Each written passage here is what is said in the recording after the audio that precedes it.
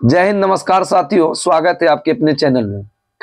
आज पूछने वाले हैं बायोलॉजी के एस के झा सर के बुक का अनुवांशिकी पूछने वाले हैं। वो जो पढ़ेंगे जेनेटिक्स, जानेंगे कि अनुवांशिकी क्या होता है।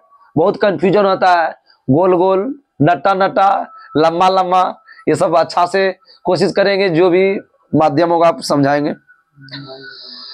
अब क्या है कि इसके अंतर्गत जीवों में होने वाला हेरिडिटी तथा वेरिडिटी का अध्ययन किया जाता है। मतलब कि अनुवांशिकी का अध्ययन किया जाता है कि मतलब कि एक गुण, पिता के गुण जो है अन्य मतलब संतान में आए, दादा दादी का गुण, नाना नानी का गुण जो उसके मतलब कि नाती नतनी में आए, पोता पोती में आए, उसको बोलेंगे अनुवांशिकी। अनुवांशिकी को इंग्लिश में क्या बोलेंगे? जेनेटिक्स। जेनेटिक्स शब्द का सर्वप्रथम प्रयोग किसने किया? वाटसन। जीन शब्द का प्रयोग किया जोहानसन। अनुवांशिकी शब्द का सर्वप्रथम वाटसन। जेनेटिक्स से संबंधित पहला अध्ययन किसने किया था? जेनेटिक्स शब्द का प्रयोग वाटसन ने किया, लेकिन जेनेटिक्स अध्ययन किसने किया? तो जो ग्रेगरी जॉन मॉर्गन। तो अध्ययन किसने किया? मॉर्गन। किसके अध्ययन के बाद जोहानसन ने अपने अध्ययन द्वारा बताया कि फैक्टर डीएनए पर पाया जाने वाला जीन होता है जिसके द्वारा जीवों में लक्षण का निदान होता है। अर्थात जीन शब्द का प्रयोग किसने किया? जोहानसन। मेंडल के अध्ययन में जोहानसन ने अपने अध्ययन द्वारा बताया कि फैक्टर डीएनए में पाया जाने वाला जीन से होता है जिसके द्वारा जीवों में लक्षण का निदान होता है। उस जीन शब्द का प्रयोग किसने किया? जोहानसन। जीन की खोज किसने किया? इसमें जीन की खोज जोहानसन ने दिया 1909, लेकिन गलती, गुणसूत्र की खोज जो है ना, ऐसे हॉफमिस्टर ने किया है। गुणसूत्र की खोज हॉफमिस्टर, और जीन शब्द दिया था जोहानसन। और सबसे पहले जेनेटिक्स शब्द का प्रयोग किसने किया? वाटसन, 1905। डायरेक्ट पुस्तक है। जिनकी खोज, गुणसूत्र की खोज देखिए ना, हॉफमिस्टर सही है। शब्द लुसेन में भी दिया है, जिन शब्द का प्रयोग 1909 में जोहानसन ने किया है। तो 1909 में ही दिया है, खोज दे दिया है इसमें। आगे बताइए कि अनुवांशिक गुण का वाहक क्या है? डीएनए। अनुवांशिक गुण का वाहक डीएनए। आगे बताइए कि यौन प्रजनन में माता पिता के उदाहरण अपने जीन का कितना हिस्सा होता है? आधा हिस्सा। यौन प्रजनन में माता पिता के उदाहरण अपने जीन का कितना होता है? आधा हिस्सा। किसने प्रयोग किया कि मटर का उपयोग क्या था? अनुवांशिकी ये मॉर्गन ने अपने प्रयोग में मटर का उपयोग किया था। मॉर्गन ने, ये अनुवांशिकी में होता है ना, मॉर्गन ने किया था। मॉर्गन का निधन कब हुआ था? 1884 में। मॉर्गन का निधन 1884 में। पौधे चुनने का कारण है पौधे का छोटा। किसके अध्ययन के गुण लक्षणों की संख्या मॉर्गन के अध्ययन के समय कितना था? 7। जैसे वहां अति था मेंडल था ना, वहां पर वो आवर्षण के लिए उसी इसमें बताया था, ये 7 को बताया था। मॉर्गन ने मटर के पौधे का अध्ययन 2 प्रकार का किया। एकल संकरण किया और द्वि संकरण किया। मतलब कि एक होता है, वहां 2 होता है। एकल संकरण लक्षण ये होता है कि जब एक ही लक्षण के 2 भिन्न पौधे के बीच क्रॉस कराया जाता है। नहीं समझे? से लंबा पौधा हो गया और वह बौना पौधा हुआ। तो देखो, जहां लंबा हो जाएगा, बड़ा हो जाएगा, उसको बड़ी अक्षर से डिनोट करेंगे। जैसे टीटी हो गया, तो बड़ी टीटी क्या हुआ? लंबा पौधा। अब बौना पौधा क्या हुआ? छोटी टीटी। तो अब दोनों को देखो, दोनों में सामान्य गुण क्या मिला? डबल टीटी है, और मतलब कि कैपिटल में है, इसमें स्मॉल में है। तो दोनों से एक ले लिए, दोनों, एगो इससे लिए टी, एगो इससे लिए, दोनों से बन गया टीटी बनाना। तो इससे क्या, किसका निर्माण हुआ? नहीं समझे? एक लंबा पौधा का टी लिए, एक छोटा पौधा का टी लिए, तो यहाँ बड़ी टी और छोटी टी मिलाना, तो बड़ी टी और छोटी टी से क्या बना? तो इसमें जो मेन बना ना, तो इसमें बड़ा वाला मेन जाएगा, तो इसका टी लंबा पौधा का निर्माण होगा। बड़ा पौधा छोटा पौधा दोनों हो तो लंबा पौधा का टी होगा इसमें। इसको आगे बताइए कि फिनोटाइप अनुपात एक संक्रिय अनुपात में कितना होता है? 3:1 होता है। बोलेगा कि पौधा में फिनोटाइप अनुपात एक संक्रिय में कितना होता है? 3:1। और जीनोटाइप अनुपात कितना होता है? 1:2:1 है। जी देखो 31 याद रखो फिनोटाइप और 121 याद रखो जीनोटाइप। 31 और 121। फिर से बताओ, फिनोटाइप अनुपात जो है ना बाहरी गुण होता है 3:1 और आंतरिक गुण होता है जीनोटाइप, उसको बोलते हैं 121, 1:2:1। किसने अपने प्रयोग के लिए 3 प्रकार का नियम दिया था? मेंडल ने।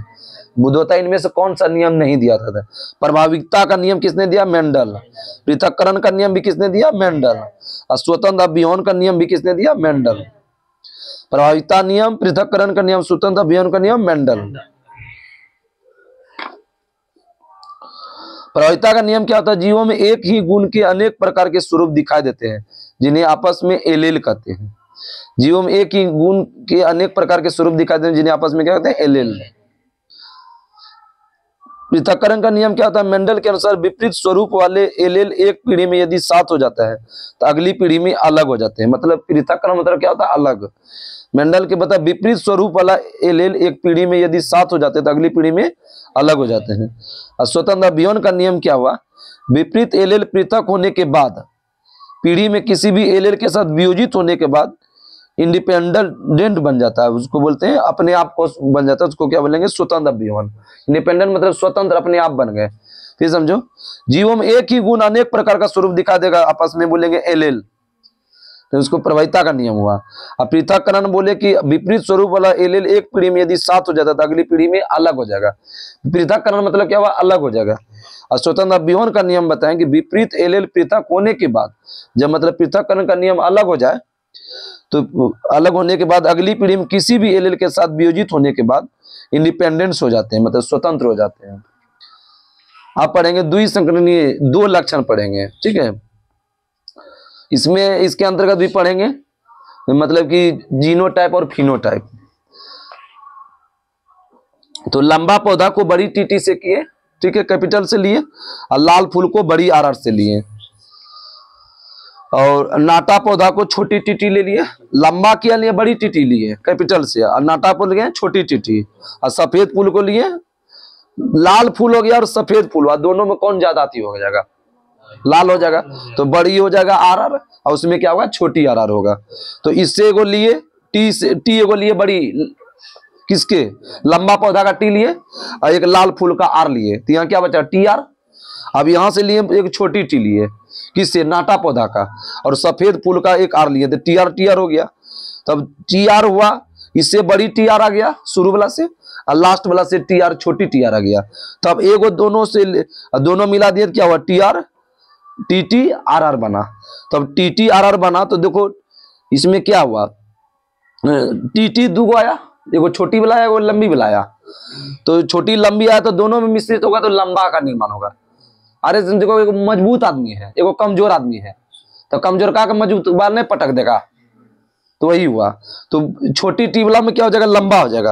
अब वो लाल फूल बोले थे, एगो क्या बोले थे? सफेद फूल बोले थे। तो लाल फूल सफेद फूल में मजबूत कौन लग रहा है? लाल लग रहा है, तो सफेद वाला क्या पटक देगा, इसमें क्या होगा? लंबा और क्या होगा? लाल फूल होगा। समझ में आया? लंबा और लाल फूल होगा, मतलब कि दोनों को क्रॉस करवाएंगे। क्रॉस कराने के बाद समझो कि बढ़ के अपना आप को निकल जाता है। तो अब जैसे कि इसके क्या बताया? बड़ी टीटी बताया और बड़ी बड़ी आर बताया। बड़ी टीटी से क्या बताया? लंबा पौधा, और बड़ी आर से क्या बताए? लाल फूल। और नाटा पौधा बताए छोटी टीटी, और सफेद फूल छोटी आर आर। और दोनों से क्रॉस करवाए, तो बड़ी टी एगो लिए इससे पहला वाला से, और बड़ी आर लिए, क्या बना? T R. इससे भी लिए बड़ी छोटी टी और छोटी आर, क्या बना? T R. तो दोनों से अब उसको मिला दिए, तो दूगो टी बना, छोटी टी और बड़ी टी, इससे बना बड़ी आर और छोटी आर। इसको बताना पड़ेगा बोर्ड पर, जब डिजिटल पर बताएंगे तो समझाएंगे।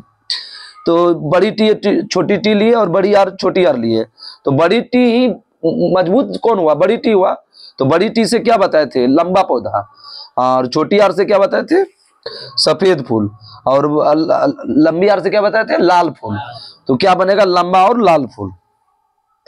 फिनोटाइप अनुपात क्या होता है? उतना एग्जाम में नहीं पूछेगा। फिनोटाइप बताइए, उसमें क्या बताया? 3:1 बताए थे ना, तो उसको 3 से गुना कर दीजिए, 93 31, 3 3 9, 3 का 3, 93 31। देखो फिनोटाइप अनुपात एक संक्रिय में 3:1 31, इसमें क्या बताए थे? 93 31। इसमें बताया था 121, 242, 121, 2 से गुना कर दीजिए फिर इसको लिखिए 121, 242, 121। मतलब शुरू और लास्ट जोड़ दो तो बीच वाला आ जाएगा 121 और शुरू वाला लास्ट वाला भी 121, बीच वाला कितना हुआ 242। फिर से बताइए पूछता है फिनोटाइप अनुपात वाला कितना बताया 3:1, 3:1, हाँ F1 वाला। और जीनोटाइप बताया 121, 1:2:1। और फिनोटाइप द्वि संकरण में कितना बताए थे 93, 31, 93। 3 से गुना करो ना, देखो 3:1 हुआ, यहाँ इसको गुना कीजिए 3:1 हुआ, इसको गुना करेंगे 3 से, 3 तिया कितना हुआ 9, 3 का 3, अब यहाँ 3 लिख दो हो गया। अब जैसे क्या बताएं 121 बताएं 121, अब इससे 2 से गुना करेंगे कितना बनेगा 2 का 2, 2 दूनी 4 और 2 का 2। अब 121 यहाँ भी लिख देंगे 121 यहाँ भी लिख देंगे 121, 121, 42। पहला फिनोटाइप में 3 से गुना करेंगे, जीनोटाइप में 2 से गुना करेंगे। पूछता है कि किसको बोलते हैं जीनोटाइप, किसको बोलते हैं फिनोटाइप। जीनोटाइप के आधार पर जीवों में जो लक्षण उभर बाहर जो दिखाई देते हैं उसको बोले फिनोटाइप, ठीक है। और जीन के आनुवांशिक संगठन को बोलेंगे जीनोटाइप, आनुवांशिक संगठन को बोलेंगे जीनोटाइप, इसमें लंबा दिया है। और जो दिखाई देते हैं उसको बोलेंगे फिनोटाइप। किसी भी लक्षण को निर्धारित करने वाला जीन के समूह को क्या बोलेंगे जीनोटाइप, निर्धारित करने वाले समूह के बोलेंगे जीनोटाइप। अब फिनोटाइप क्या होता है, जीनोटाइप के आधार पर जीव में जो लक्षण उभर कर बाहर आते हैं उसको क्या बोलते हैं फिनोटाइप। मनुष्य में कितना क्रोमोसोम पाया जाता है 46, 23, 23। तो इसमें 2 प्रकार का होता है, एग्जाम में देता है ऑटोसोम और एलोसोम। हाँ तो बताइए कि ऑटोसोम कितना होता है 44 और वो होता है 2। ऑटोसोम 44, ऑटो ज्यादा होता है याद रखो, एलो कम होता है। मनुष्य में लिंग निर्धारण में सहायक होता है कौन, मनुष्य में लिंग निर्धारण में एलोसोम 2। एलोसोम 2 को वाला कम वाला निर्धारण करता है और एलोसोम की संख्या कितना बताते हैं 2 या 1 जोड़ा। तो कल तो ऐसे बता दिए, तो उसमें मेल का कितना बताए थे 44 + XY बोले थे, मेल में XY कल का चैप्टर में तो यही पूरा चार्ट समझा के बताए थे। XY 44 2 कितना हुआ 46 है, और 44 उसमें भी होगा लेकिन XX होगा, क्या होगा महिला। तो महिला में बोले थे समान होगा XX, पुरुष में अलग अलग बताए थे। तो मान लीजिए कि इसका 22 + X आया, उसका भी 22 + X आया, तो क्या बनेगा लड़की हो जाएगा। 22 22 कितना हुआ 44 है और XX हो जाएगा 44 2 कितना हुआ 46। इधर से आया 22 + X, इधर से आएगा 22 + Y, तो कितना बनेगा लड़का 22 दूनी 44 है XY 46 दूनी 46। लेकिन एग्जाम में 100% गलती करके आइएगा। अब बोलिए कैसे, अब बात पूछते हैं मेल के स्पर्म में शुक्राणु में कितना गुणसूत्र होता है होता है ना 46, लेकिन नहीं 23 होता है। यही तो डायरेक्ट एक बोल देगा ना, वही बता रहे।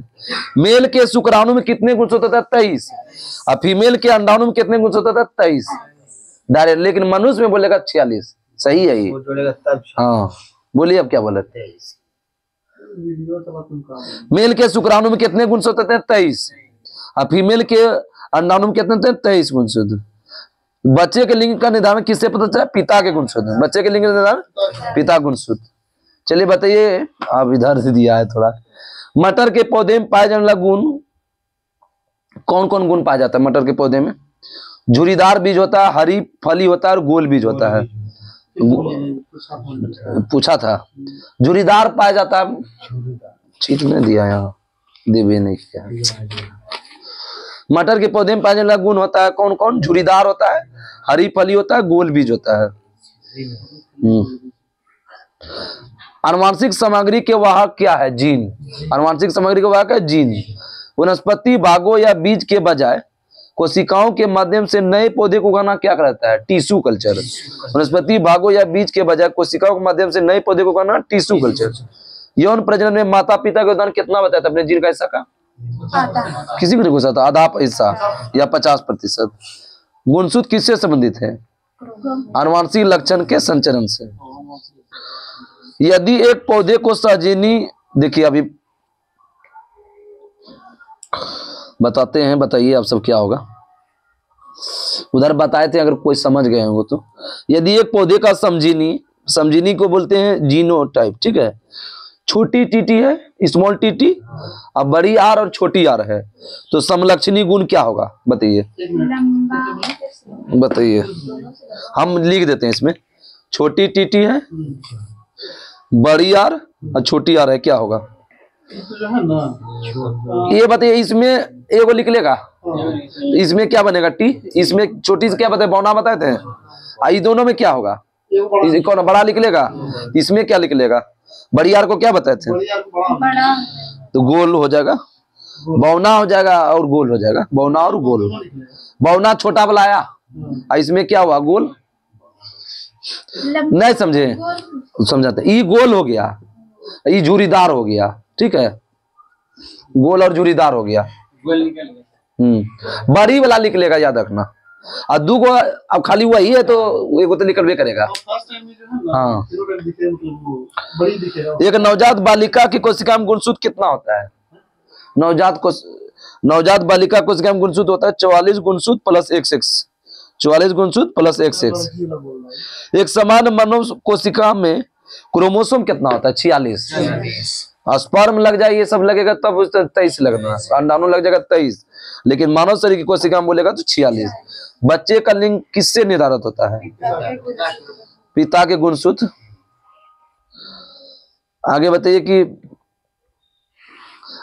एक DNA अणु 2 पॉलीन्यूक्लियोटाइड रज्जुकोण जैसे घुमदार सीढ़ी का बना होता है। ये ऑप्शनल क्वेश्चन है।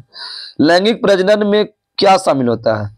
विपरीत लिंग और 2 जनक, मतलब विपरीत नहीं, लड़का इधर लड़की तब होता है ना। एक मादा युग्मक में कितना क्रोमोसोम होता है? अगर समझ गए तो बताइए। 23। एक मादा युग्मक में 23, 46 नहीं बताना, मादा युग्मक में 23। आनुवंशिक लक्षण के जीनों को समूह को क्या बोलेंगे? शॉर्टकट में बताए थे, जीनोटाइप, और जो दिखाई देते वो फिनोटाइप। बताइए, पुरुष शुक्राणु में गुणसूत्र कितना होगा? 23। पकड़ ली। ऐसे महिला में बोलेगा तो मादा के अनुसार 23। कौन ठो? एक मादा युग्मक में कितना क्रोमोसोम होता है? 23। ऑप्शन है पहला में 46 है, लेकिन 23। और पुरुष शुक्राणु में गुणसूत्र कितना होता है? 23। एक मादा के अनिश्चित अंडे में होते हैं, अनिश्चित अंडे में कौन क्रोमोसोम होगा? XX क्रोमोसोम की X क्रोमोसोम होगा? तो X क्रोमोसोम होगा। अनिश्चित, अनिश्चित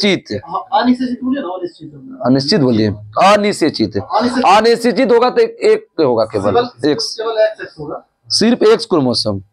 मादा का अनिश्चित अंडे में एक X क्रोमोसोम होगा। और आगे बताइए, मानव शरीर की कोशिका में कितना जोड़ी गुणसूत्र होता है? 23। प्रजातियां किसके जीवित रहने के लाभ प्रदान कर सकता है अथवा केवल आनुवंशिक क्रम में योगदान प्रदान कर सकता है? परिवर्तन, मतलब प्रजातियां परिवर्तन जीवित रहने का लाभ प्रदान कर सकता है अथवा केवल आनुवंशिक क्रम में योगदान प्रदान करता है। माता पिता से संतान में शारीरिक या मानसिक गुणों के संयोजन को क्या बोलते हैं? आनुवंशिक। पहला बतबे नहीं किए। थैलेसीमिया एक कैसा बीमारी है? आनुवंशिक ही। बच्चे का लिंग का किसे बताए? पिता के रूप से। कल बताए थे किस प्रकार प्रजनन सबसे अधिक विविधता लाता है? लैंगिक या लैंगिक? लैंगिक होता है। किस प्रकार का पुनर्जनन अधिक विविधता ला सकता है? लैंगिक। पीढ़ी F1 में दिखाई देने वाला लक्षण क्या कहलाता है? फिनोटाइप या प्रबलता दी है। वंशानुक्रम के नियम का प्रतिपादन किसने किया था? मेंडल। मनुष्य की जाति एक पुरुष को एक क्रोमोसोम उसकी किससे प्राप्त होता है? मादा से, ठीक है। ये क्वेश्चन देखिए, कंफ्यूजन है। मानव में नर युग्मक कौन से गुणसूत्र का वाहक होता है? सुनिए, मानव में नर युग्मक कौन सा गुणसूत्र का वाहक है? थोड़ा सा सोच के मरेगा, गलती हो जाएगी। केवल X गुणसूत्र, केवल Y गुणसूत्र, X और Y दोनों, या तो X या तो Y? दोनों नहीं, या X या Y। कारण ये है कि लड़का के पास तो दोनों है, या तो X दे दे या तो Y दे दे। वो कंफर्म है कि X से दे देगा, वो कोई भी दे सकता है ना, इसलिए दोनों नहीं बोलना है, या X या तो Y। कोई कंफर्म रहेगा तो पता चलेगा कि लड़के खाली होगा, खाली लड़की होगा जिसको जो चाहिए, या वाला कंडीशन होगा। ये पूछा यार रेलवे NTPC में। किसमें उत्परिवर्तन को इंग्लिश में क्या बोले तो उत्परिवर्तन को म्यूटेशन। किसमें उत्परिवर्तन आनुवंशिक नहीं होता है? दैहिक। दैहिक दैहिक दैहिक दैहिक ही बोल रहे हैं। वह गुण जो F1 पीढ़ी में प्रभाव रखता है और स्पष्ट रूप से देखा जाता है, वो क्या बोलते हैं? प्रबल। प्रबल दिया है। मेंडल के नियम केवल तभी लागू होते हैं जब किसके होते हैं, माता पिता शुद्ध प्रजनक होते हैं। मेंडल के नियम का बताया माता पिता शुद्ध जनक। जीन उत्परिवर्तन किसके कारण होता है, नाइट्रोजनी क्षार के परिवर्तन। जीन पर उत्परिवर्तन नाइट्रोजनी। मेंडल F1 पीढ़ी के पौधे से F2 वंशज किस पत्ती से प्राप्त करते हैं, स्वपरागन। F1 पीढ़ी से F2 पौधे स्वपरागन। आनुवांशिक गुणों का वाहक क्या है, बताए थे अभी, डीएनए का आरएनए, डीएनए। आनुवांशिक गुणों का वाहक डीएनए। जीन भी होता है, जीन ऑप्शन नहीं दिया, ऑप्शनल क्वेश्चन। किसने सजीव वस्तुओं में लक्षण आनुवंशिकता के सिद्धांत का प्रतिपादन किया था, मेंडल। आनुवंशिकता के सिद्धांत मेंडल। 556 गोल हरे सिकुर पीले बीज के हाइब्रिड क्रॉस में कितने बीज गोले और पीले होंगे, 315। अब इसको बनाने का कोई होगा सूत्र। F2 जनरेशन का फिनोटाइप बताए थे, किसको घुसा था, दो वाला बता रहे हैं, यहाँ लिखे भी है 93 31। पहले क्या बताए थे 31 है, उसमें 3 से गुना करेंगे तो F2 वाला बन जाएगा 93 31 है। और जीनोटाइप में क्या बताए थे 121 242 121। अब इतना मेरे बता दिए कि आधे हो गया होगा। आधुनिक आनुवंशिकी का जनक किसको बोलते हैं, TH मॉर्गन। देखो आनुवंशिकी के जनक बोलेगा तो मेंडल, आधुनिक आनुवंशिकी बोलेगा तो मॉर्गन। हड़बड़ा के मारोगे मार दोगे मेंडल, गलती हो जाएगा। आधुनिक में मॉर्गन। किसने प्रयोग हमें गुण की विरासत को एक पीढ़ी से अगली पीढ़ी ले जाने का तंत्र बताया, किस वैज्ञानिक ने, एक पीढ़ी से दूसरी पीढ़ी, मेंडल। मेंडल का निधन कब हुआ था, 1884। मेंडल का निधन 1884। जीन का वैकल्पिक रूप क्या होता है, एलील। जीन का वैकल्पिक रूप एलील। आनुवंशिकता का नियम का प्रस्तावित किसने किया था, तुरंत अभी बताया। आनुवंशिकता नियम रे मेंडल। आधुनिक नहीं बताया मॉर्गन, कुछ भी नहीं करता है भाई। मनुष्य में पुरुष का यौन गुणसूत्र क्या है, XY। आमतौर पर मेंडेलियर के कारक क्या कहलाते हैं, जीन। विविधता किससे उत्पन्न होता है, वो तो वे दिया है ना, अधिक ने दिया है। एक ही प्रजाति व्यक्तियों के बीच अंतर, ये भी आएगा। एक ही माता पिता के संतानों के बीच अंतर, विविधता लाएगा। एक ही वाला रहेगा तो क्या होगा, विविधता। माता पिता संतानों के बीच अंतर से भी आता है विविधता। मेंडल ने किस आधार पर युग्मकों की शुद्धता का नियम किया था, एक संकरण मोनो हाइब्रिड क्रॉस से। पुरुष में पाया जाने वाला गुणसूत्र कौन है, ऑप्शन है 2x, X गुणसूत्र, XX, Y गुणसूत्र। सिर्फ Y गुणसूत्र, Y रहेगा तबे ना होगा, खाली X में कहीं कम नहीं है ना, Y रहने चाहिए ना। ऑप्शनल क्वेश्चन हुआ। वंशानुक्रम की इकाई क्या है, जीन है। वंशानुक्रम की इकाई जीन। पुनर्जनन का अर्थ क्या होता है, पीछे बताते, छोटे कण से जीव के पूरे शरीर का निर्माण क्या होता है, पुनर्जनन। मेंडल अपने चिर प्रतिष्ठित वंशानुक्रम नियम को प्रतिपादित करने में जिस जीवधारी का उपयोग किया वह कौन था, गार्डन पी या मटर, गार्डन पी या मटर। महिला रोगाणु कोशिका में कितना गुणसूत्र होता है, चौथा बार ही पूछ रहे क्वेश्चन ये, 23। मटर के पौधे किस करेक्टर के रिसेसिव होते हैं, पीला बीज, राउंड बीज, झुरीदार बीज, बताओ, झुरीदार बीज। मेंडल के आनुवंशिकता सिद्धांत किस पर आधारित है, अलैंगिक जनन, अलैंगिक जनन। जीनोम चित्रण का संबंध किससे है, जीन्स का चित्रण, जीनोम का चित्रण, जीन्स का चित्रण। मेंडल ने मटर के पौधे को चुना था, उनमें विषम दिखने वाला गुण, क्या दिखा था, विषम दिखने वाला गुण। कल देखिए आपका क्या होगा, उद्विकास, इवोल्यूशन दिएंगे, जानिएगा। अब दिए क्या होता है, विसर्जन क्या होता है, निर्जीव क्या होता है, सजीव क्या होता है, पृथ्वी के बारे में जानिएगा। अवशेषीय अंग क्या होता है, सब इसी में पढ़ेगा। लैमार्कवाद, डार्विनवाद, ओरिजिन ऑफ स्पीशीज पूरा जानिएगा, ठीक है। कल का क्या हो जाएगा, उद्विकास हो जाएगा, इसी में पूछ देते हैं हम, ठीक है। लुसेंट भी पूछने, कहाँ गया लुसेंट, ठीक है, थैंक यू।